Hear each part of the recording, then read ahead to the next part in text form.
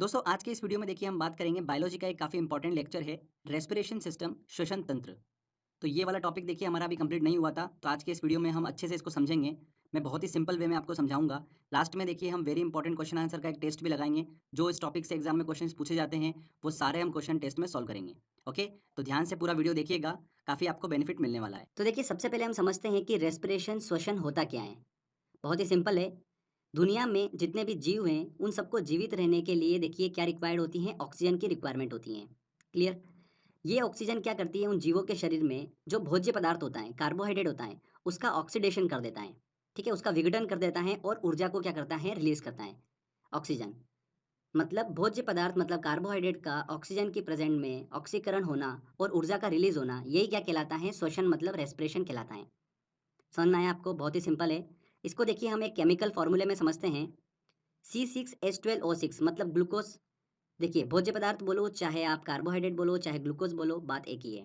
Okay, तो यहाँ पर देखिए ग्लूकोज का ऑक्सीजन की प्रेजेंट में ऑक्सीडेशन होता है और क्या देखिए हमको प्रोडक्ट मिलता है, कार्बन डाइऑक्साइड रिलीज होती है प्लस H2O जल प्लस ऊर्जा। तो यही हमने बात करी थी, यही प्रोसेस जो होती है वो क्या कहलाती है, श्वसन कहलाती है। ठीक है। तो देखिए फ्रेंड्स, सांस लेने से लेकर हमारे शरीर में एनर्जी बनने तक की प्रोसेस जो होती है उसको हम तीन भाग में डिवाइड कर सकते हैं। ठीक है, तीन भाग में हम उसको अच्छे से समझेंगे जिससे कि आपको बहुत अच्छे से समझ में आएगा। तो ध्यान से समझिएगा, क्वेश्चन आपका कहीं से भी बन सकता है। तो देखिए जो मैंने आपको बताया कि तीन भाग में इस प्रोसेस को हम समझ सकते हैं। तो पहला भाग जो होता है वो क्या होता है, बाह्य श्वसन, एक्सटर्नल रेस्पिरेशन। इसमें हम देखेंगे कि वातावरण से गैसों का हमारे शरीर में जाना और वापस आना, मतलब ऑक्सीजन का प्राणियों के शरीर में प्रवेश करना, मतलब लंग्स में जाना, फेफड़ों में जाना, और CO2 का बाहर निकलना, वो हम समझेंगे बाह्य श्वसन मतलब एक्सटर्नल रेस्पिरेशन सिस्टम में। क्लियर। इस प्रोसेस में देखिए हम सेकंड भाग डिस्कस करेंगे, ट्रांसपोर्टेशन ऑफ गैसेस, गैसों का शरीर में परिवहन। जो एक्सटर्नल रेस्पिरेशन से, बाह्य श्वसन से जो गैसें हमारे लंग्स तक मतलब फेफड़ों तक पहुंची है, वो कैसे हमारे शरीर में सेल्स तक पहुंचती है, कोशिकाओं तक पहुंचती है, वो हम इस भाग में डिस्कस करेंगे। ठीक है। इसके बाद देखिए तीसरा भाग हम डिस्कस करेंगे, इंटरनल रेस्पिरेशन, आंतरिक श्वसन। अभी तक तो गैसें हमारे शरीर में पहुंची है। अब मैंने आपको बताया था श्वसन की प्रोसेस में कि भोज्य पदार्थों का ऑक्सीकरण होता है, ऑक्सीडेशन होता है और एनर्जी रिलीज होती है। तो वही चीज़ हम इंटरनल रेस्पिरेशन में समझेंगे। ओके। तो देखिए ये तीन भागों में हम पूरी श्वसन की प्रोसेस जो है अच्छे से क्लियर करेंगे। तो चलिए एक एक करके समझते हैं। सबसे पहले हम बात करते हैं बाह्य श्वसन मतलब एक्सटर्नल रेस्पिरेशन की। तो देखिए प्राणियों और वातावरण, एटमॉस्फेयर के बीच में श्वसन गैसें जैसे ऑक्सीजन, कार्बन डाइऑक्साइड के आदान प्रदान को ही क्या बोलते हैं, बाह्य श्वसन मतलब एक्सटर्नल रेस्पिरेशन बोलते हैं। या फिर हम इसको ऐसा बोल सकते हैं कि ऑक्सीजन का शरीर में प्रवेश करना और कार्बन डाइऑक्साइड का शरीर से बाहर जाना एक्सटर्नल रेस्पिरेशन कहलाता है, बाह्य श्वसन कहलाता है। इसमें देखिए जब वायु वातावरण से शरीर के भीतर अंगों में प्रवेश करती है तो उसे हम क्या बोलते हैं, निःश्वसन मतलब इंस्पिरेशन बोलते हैं। श्वसन के बाद जब CO2 युक्त वायु उस शरीर से बाहर निकलती है, वातावरण में जाती है, तब उस प्रोसेस को हम क्या बोलते हैं, उच्छ्वास बोलते हैं या फिर एक्सपिरेशन बोलते हैं। अब देखिए मनुष्य सांस लेते टाइम किस प्रकार की गैसों को वातावरण से लेता है और किस प्रकार की गैसों को छोड़ता है, परसेंटेज के फॉर्म में हम देख लेते हैं। तो मनुष्य द्वारा ली हुई सांस की हवा में देखिए नाइट्रोजन का जो प्रतिशत होता है वो कितना होता है, 78% नाइट्रोजन होती है उसके अंदर। 20% जो होती है वो ऑक्सीजन होती है। 0.03% होती है CO2 कार्बन डाइऑक्साइड। और 0.5% जो मात्रा होती है वो होती है जलवाष्प की। ओके। मनुष्य द्वारा छोड़ी गई सांस की हवा में 78% जो होती है वो नाइट्रोजन एज इट इज रहती है। ऑक्सीजन कितनी हो जाती है, देखिए यहाँ पर 16%। पहले लेते टाइम 20% थी, छोड़ते टाइम कितनी हो जाती है, लगभग 16%। CO2 की मात्रा कितनी हो जाती है, 4% हो जाती है। मनुष्य द्वारा छोड़ी गई सांस की हवा में 4% जो होता है वो CO2 होता है। और जलवाष्प की मात्रा कितनी हो जाती है, 6.5%। तो देखिए ये परसेंटेज जो है, ये ध्यान रखिएगा आप, काफ़ी इंपॉर्टेंट है। इसमें देखिए एक चीज़ क्लियर होती है कि श्वसन क्रिया में, रेस्पिरेशन के प्रोसेस में वायु में नाइट्रोजन की मात्रा में कोई भी परिवर्तन नहीं होता है। देखिए लेते टाइम भी 78% थी, छोड़ते टाइम भी 78% नाइट्रोजन थी। तो बहुत ही इंपॉर्टेंट है ये। तो एग्जाम में यहाँ से क्वेश्चन पूछा जा सकता है, तो इस चीज़ को ध्यान रखिएगा। अब एक देखिए एक इंपॉर्टेंट पॉइंट ध्यान रखिएगा, लंग्स मतलब जो फेफड़े होते हैं उसमें ऑक्सीजन और कार्बन डाइऑक्साइड गैसों का जो एक्सचेंज होता है वो उन गैसों के दाब के अंतर के कारण होता है। ठीक है, जो प्रेशर डिफरेंस होता है उसके कारण होता है। तो वेरी वेरी इंपॉर्टेंट लाइन है ये वाली, इस चीज़ को ध्यान रखिएगा। तो ये हमने देखिए पहला भाग डिस्कस करा, एक्सटर्नल रेस्पिरेशन। इसमें शरीर में देखिए ऑक्सीजन का जाना और CO2 का बाहर निकलना, ये हमने डिस्कस करा। सेकंड भाग की तरफ चलते हैं, जो कि है हमारा ट्रांसपोर्टेशन ऑफ गैसेस। बाह्य श्वसन के दौरान जो भी गैसेस हमने हमारे शरीर में ली है, वो गैसेस हमारे शरीर की कोशिकाओं तक कैसे पहुंचती हैं और वापस फेफड़े तक कैसे आती हैं, ये हम इस वाले भाग में डिस्कस करेंगे। ओके, तो देखिए, एक्सटर्नल रेस्पिरेशन के दौरान जितनी भी गैसें हमारे लंग्स मतलब फेफड़े तक पहुंची है, उसको शरीर में ट्रांसफ़र करने का काम जो होता है वो किसका होता है? ब्लड का होता है, रक्त का होता है। तो देखिए, इन सभी गैसों में हम ऑक्सीजन को लेकर अच्छे से डिस्कस करेंगे, क्योंकि उसी से क्वेश्चन पूछा जाता है। तो ऑक्सीजन का परिवहन कौन करता है? रक्त में उपस्थित हीमोग्लोबिन के द्वारा होता है। ओके, उसी पे हम फोकस करेंगे। हीमोग्लोबिन क्या होता है? पहले भी हम डिस्कस कर चुके हैं। देखिए, एक प्रोटीन होता है जो कि रक्त मतलब ब्लड में पाया जाता है, जिसके सेंटर में लौह परमाणु की उपस्थिति होती है। ओके, ऑक्सीजन जो होता है वो हीमोग्लोबिन से जुड़ जाता है और ऑक्सी हीमोग्लोबिन एक टेम्पररी कंपाउंड बना लेता है। फिर देखिए, ये ऑक्सी हीमोग्लोबिन जो होता है, ब्लड सर्कुलेशन के दौरान हमारी कोशिकाओं तक पहुंच जाता है। वहां जाकर देखिए, ऑक्सीजन और हीमोग्लोबिन दोनों अलग हो जाते हैं, और ये मुक्त ऑक्सीजन जो होती है, जो ऑक्सीजन रिलीज होती है, वो हमारे कोशिकाओं मतलब सेल्स तक पहुंच जाती है।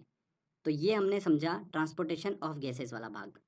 इसमें बस आपको इतना ध्यान रखना है कि ऑक्सीजन का परिवहन हमारे शरीर में किसके द्वारा होता है? रक्त के द्वारा होता है। रक्त में उपस्थित हीमोग्लोबिन के द्वारा ऑक्सीजन का परिवहन होता है। आगे देखिए, हम बात करते हैं तीसरा भाग, इंटरनल रेस्पिरेशन। अब ऑक्सीजन जो है वो कोशिकाओं तक पहुंच चुकी है। अब देखिए, मेन प्रोसेस स्टार्ट होती है। भोज्य पदार्थ मतलब कार्बोहाइड्रेट का यहाँ पर क्या होता है? ऑक्सीडेशन होता है। तो यही हम इसमें डिस्कस करेंगे। तो देखिए फ्रेंड्स, जैसे हमने बात करी थी कि जो बाह्य श्वसन था, एक्सटर्नल रेस्पिरेशन था, उसके अंदर गैसों का एक्सचेंज जो हुआ वो कहाँ पर हुआ? लंग्स मतलब फेफड़ों के अंदर हुआ। वैसे ही आंतरिक श्वसन मतलब इंटरनल रेस्पिरेशन के अंदर देखिए, गैसों का जो एक्सचेंज होगा वो किस में होता है? कोशिकाओं में होता है, सेल्स में होता है। इसलिए इसे क्या बोलते हैं? कोशिकीय श्वसन भी बोलते हैं। ये चीज़ आप ध्यान रखिएगा। तो देखिए, कोशिकीय श्वसन या आंतरिक श्वसन जो होता है वो दो प्रकार का होता है। एक अनाक्षी श्वसन, और सेकंड क्या होता है? ऑक्सी श्वसन, जिसे बोलते हैं एरोबिक रेस्पिरेशन। ओके, तो देखिए, इनको समझें उससे पहले एक चीज़ हम क्लियर कर लेते हैं, शायद आप भूल चुके होंगे, तो आपको रिवाइज हो जाएगा। कोशिका मतलब सेल्स जो होती है, उसका स्ट्रक्चर कैसा होता है? तो देखिए, कोशिका के अंदर कोशिका द्रव मतलब होता है साइटोप्लाज्मा, जो कि 70% भाग होता है कोशिका का। इसके अंदर देखिए, इसके अलावा क्या होता है? केंद्रक होता है, राइबोसोम होता है, माइटोकॉन्ड्रिया होता है, लाइसोसोम होता है। ये सब चीज़ें जो होती हैं वो कोशिका के अंदर होती हैं, मतलब सेल्स के अंदर होती हैं। ठीक है, ये स्ट्रक्चर हमने पहले डिस्कस कर रखा है, बस आपको रिवाइज हो जाए इसलिए मैंने आपको ये बताया है। तो इसमें ध्यान रखिएगा, जो श्वसन मतलब रेस्पिरेशन की प्रोसेस होती है, ये हर जीवित कोशिका के कोशिका द्रव मतलब साइटोप्लाज्म और माइटोकॉन्ड्रिया में पूरी होती हैं। वेरी वेरी इंपॉर्टेंट क्वेश्चन है। एग्जाम में देखिए 2 से 3 बार ये क्वेश्चन पूछा जा चुका है कि जो श्वसन की प्रोसेस होती हैं वो हमारे शरीर के देखिए कोशिका के किस भाग में कंप्लीट होती हैं? कोशिका द्रव और माइटोकॉन्ड्रिया में पूरी होती हैं। ठीक है, चलिए अब हम कोशिकीय श्वसन, जो कि मैंने आपको बताया 2 प्रकार का होता है, अनॉक्सी श्वसन और ऑक्सी श्वसन, उनको अच्छे से डिस्कस कर लेते हैं। तो देखिए, अनॉक्सी श्वसन की बात करें तो जैसे नाम से स्पष्ट है, जो श्वसन ऑक्सीजन की अनुपस्थिति में होता है, उसे क्या बोलते हैं? अनॉक्सी श्वसन बोलते हैं। ठीक है, इसमें देखिए, ग्लूकोज का क्या होता है? आंशिक विघटन होता है सेल्स के कोशिका द्रव में। सेल्स के साइटोप्लाज्म में ग्लूकोज का आंशिक विघटन हमको देखने को मिलता है अनॉक्सी श्वसन में। ठीक है, और इस पूरी अनॉक्सी श्वसन की प्रोसेस का अंतिम रिजल्ट क्या होता है? देखिए, पायरुविक अम्ल। पायरुविक अम्ल हमें अंतिम रिजल्ट के रूप में प्राप्त होता है, और 2 एटीपी ऊर्जा जो है वो प्राप्त होती हैं। एक्चुअल में 4 एटीपी ऊर्जा जो है वो प्राप्त होती हैं, बट 2 एटीपी ऊर्जा जो है इस प्रोसेस में खर्च हो जाती हैं, और फाइनली 2 एटीपी ऊर्जा ही हमें प्राप्त होती हैं। अब ये एटीपी ऊर्जा क्या है? तो जो इस प्रोसेस में ऊर्जा रिलीज होती है वो एटीपी के फॉर्म में स्टोर्ड होती हैं।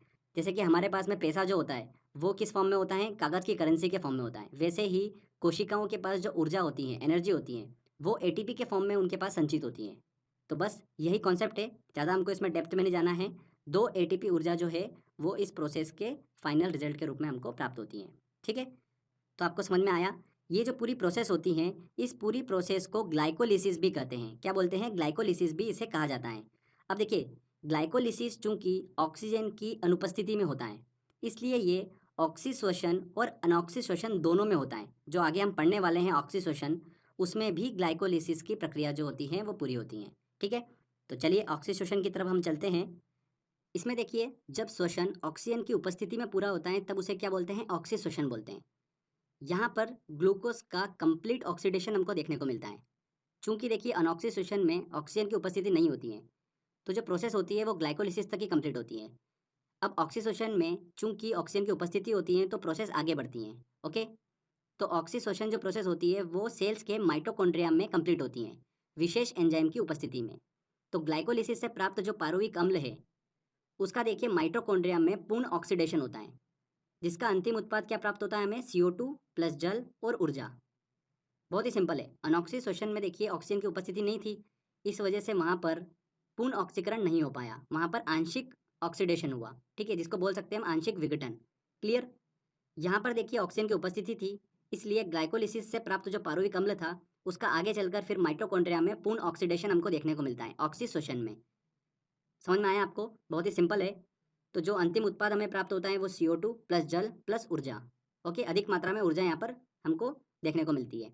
तो CO2 जो होती है वो लंग से होते हुए शरीर से बाहर निकल जाती हैं, और जो मुक्त ऊर्जा है वो ATP अणु में संचित हो जाती हैं। ठीक है, तो इस तरीके से कुल 36 ATP ऊर्जा जो हमें ऑक्सी श्वसन के दौरान प्राप्त होती हैं। अगर हम इस पूरी कोशिकीय श्वसन मतलब आंतरिक श्वसन की बात करें तो देखिए इसमें एक ग्लूकोज के पूर्ण ऑक्सीकरण पर 38 ATP ऊर्जा हमें प्राप्त होती है। 36 तो ऑक्सी श्वसन से और अनऑक्सी श्वसन से 2 ATP ऊर्जा, तो कुल कितनी हो गई, 38 ATP ऊर्जा जो हमें प्राप्त होती है।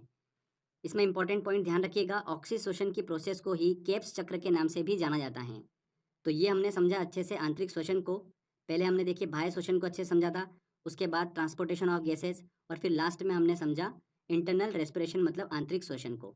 ठीक है, तो आई होप आपको ये पूरी प्रोसेस समझ में आई होगी। सांस लेने और शरीर में ऊर्जा बनने और वापस CO2 बन के शरीर से बाहर जाने की प्रोसेस हमने पूरी समझी है। अब देखिए कुछ इंपॉर्टेंट पॉइंट्स और ध्यान रखिएगा। मनुष्यों के सांस लेने की जो दर होती हैं वो कितनी होती हैं, 12 से 15 बार प्रति मिनट सांस लेने की दर होती हैं। इंपॉर्टेंट है। मनुष्य में जो श्वसन प्रोसेस होती हैं उसका नियंत्रण कौन करता है, ये भी बहुत ही इंपॉर्टेंट पॉइंट है। तो इस पूरी श्वसन प्रक्रिया का नियंत्रण जो करता है वो मस्तिष्क का मेडुला ऑब्लंगेटा भाग करता है। कौन सा करता है, मेडुला ऑब्लंगेटा भाग। बहुत ही इंपॉर्टेंट है, ये भी आने वाले एग्जाम में क्वेश्चन बन सकता है, इस चीज़ को ध्यान रखिएगा। पूरी श्वसन की प्रक्रिया का नियंत्रण मस्तिष्क का मेडुला ऑब्लंगेटा भाग करता है। तो ये देखिए हमने यहाँ पर श्वसन तंत्र को अच्छे से डिस्कस करा, इसकी पूरी प्रोसेस को हमने बड़ी आसानी से बड़ी सिंपल वे में समझा है। आई होप आपको समझ में आया होगा। चलिए अब इससे रिलेटेड जितने भी क्वेश्चंस एग्जाम में बन सकते हैं उन सभी क्वेश्चंस को हम सॉल्व करते हैं। तो फ्रेंड्स देखिए पहला क्वेश्चन है, स्तनधारियों मैमल्स में श्वसन होता है। तो देखिए स्तनधारियों में श्वसन की जो प्रोसेस होती है वो लंग्स के द्वारा, फेफड़ों के द्वारा कंप्लीट होती है। D answer. श्वसन की क्रिया में वायु के कौन से घटक की मात्रा में कोई परिवर्तन नहीं होता है। तो जब मनुष्य सांस लेता है उस हवा में 78% होता है नाइट्रोजन, और श्वसन की प्रक्रिया के दौरान जब सांस छोड़ता है तब उस हवा में भी 78% नाइट्रोजन होता है, जिसमें कोई भी परिवर्तन नहीं होता है। तो यहाँ पर डी आंसर बिल्कुल सही होगा। हमारी छोड़ी हुई सांस की हवा में CO2 की मात्रा लगभग कितनी होती है। तो छोड़ी हुई सांस की हवा में CO2 की मात्रा कितनी होती है, 4% होती है लगभग। ये आंसर यहाँ पर सही होगा। लेते टाइम कितनी होती है, 0.03%। ओके, नेक्स्ट क्वेश्चन लेते हैं। अनॉक्सी श्वसन का अंतिम उत्पाद होता है, अनॉक्सी श्वसन का अंतिम उत्पाद क्या प्राप्त होता है हमको, पारुविक अम्ल। ठीक है, और ऑक्सी श्वसन में इस पारुविक अम्ल का कंप्लीट ऑक्सीडेशन होता है माइटोकॉन्ड्रिया में। हमने डिस्कस करा अच्छे से, तो यहाँ पर डी आंसर बिल्कुल सही होगा। केप्स चक्र में किसका संश्लेषण होता है। तो केप्स चक्र किसे बोलते हैं, पहले तो ये हमको पता होना चाहिए। ओके, तो ऑक्सी श्वसन प्रक्रिया को ही केप चक्र बोला जाता है। तो केप्स चक्र में किसका संश्लेषण होता है, पारुविक अम्ल का पूर्ण ऑक्सीडेशन होता है। ठीक है, तो यहाँ पर ए आंसर बिल्कुल सही होगा। श्वसन की क्रिया संपन्न होती है, श्वसन की जो प्रक्रिया होती है वो कहाँ पर कंप्लीट होती है, माइटोकॉन्ड्रिया में कंप्लीट होती है। हमने अच्छे से डिस्कस करा इस चीज़ को, आपको समझ में आया होगा। चलिए अगला क्वेश्चन लेते हैं। मनुष्य में ब्रीथिंग के दौरान, सांस लेने के दौरान निकलने वाली वायु में ऑक्सीजन की मात्रा होती है। तो लेते टाइम जो ऑक्सीजन का परसेंटेज होता है वो कितना होता है, 20, और छोड़ते टाइम कितना होता है, 16%। तो यहाँ पर बी आंसर। एक ग्लूकोज के पूर्ण ऑक्सीकरण पर कितने ATP अणु का निर्माण होता है। तो अगर कंप्लीट ऑक्सीडेशन की बात करें तो देखिए ऑक्सी श्वसन में कितना, 36, और अनऑक्सी श्वसन में 2, तो कितने हो गए टोटल, 38 ATP अणु का निर्माण होता है। तो यहाँ पर सी आंसर। वयस्क मनुष्य 1 मिनट में कितनी बार सांस लेता है। तो सांस लेने की दर जो होती है वो कितनी होती है, 12 से 15 बार पर मिनट। ये आंसर यहाँ पर बिल्कुल सही होगा। हीमोग्लोबिन के बारे में सही कथन है, इंपॉर्टेंट क्वेश्चन है काफ़ी। यह रक्त में ऑक्सीजन का संचार करता है, बिल्कुल सही।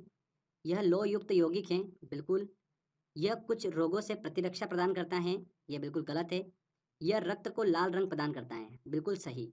देखिए 1, 2 और 4 ऑप्शन बिल्कुल सही हैं, तो यहाँ पर सी आंसर हमारा सही होगा। इंपॉर्टेंट क्वेश्चन है काफ़ी, ध्यान रखिएगा। मनुष्य में श्वसन प्रक्रिया का नियंत्रण मस्तिष्क के किस भाग के द्वारा किया जाता है? तो मस्तिष्क का कौन सा भाग करता है? Medulla oblongata. बहुत ही इंपॉर्टेंट है ये क्वेश्चन भी, तो यहाँ पर ए आंसर बिल्कुल सही होगा। नेक्स्ट क्वेश्चन लेते हैं। शरीर में हीमोग्लोबिन का कार्य है ऑक्सीजन का परिवहन, बिल्कुल सही, ए आंसर यहाँ पर सही होगा। तो फ्रेंड्स ये देखिए हमारा टेस्ट वाला सेक्शन कंप्लीट होता है। पहले हमने थ्योरी सेक्शन अच्छे से डिस्कस करा, फिर कुछ इंपॉर्टेंट क्वेश्चंस भी हमने सॉल्व कर लिए। आई होप आपने ध्यान से समझा होगा और सारे क्वेश्चन बड़ी आसानी से सॉल्व कर लिए होंगे। तो बायोलॉजी के देखिए हमने मैक्सिमम लेक्चर तो कंप्लीट कर ही दिए हैं, और भी अगर आपको कुछ टॉपिक लगता है जो आपको कंप्लीट करना है और जो नहीं हुआ है तो डिस्क्रिप्शन बॉक्स में आप कमेंट कर देना, तो जल्दी ही मैं उस पर वीडियो अपलोड कर दूंगा। तो आई होप आपको ये मेरा वर्क काफ़ी अच्छा लगा होगा। अगर अच्छा लगा है तो प्लीज़ वीडियो को लाइक करिए, शेयर करिए और कमेंट करके ज़रूर बताइएगा कि वीडियो कैसा लगा। अगर आपने अभी तक चैनल को सब्सक्राइब नहीं करा है तो सब्सक्राइब भी कर लीजिए, क्योंकि इस तरीके के बेनिफिशियल वीडियो जब भी मैं अपलोड करूँगा आपको उसका बेनिफिट मिलता रहेगा। तो फ्रेंड्स मिलते हैं अगले वीडियो में। जय हिंद, जय भारत।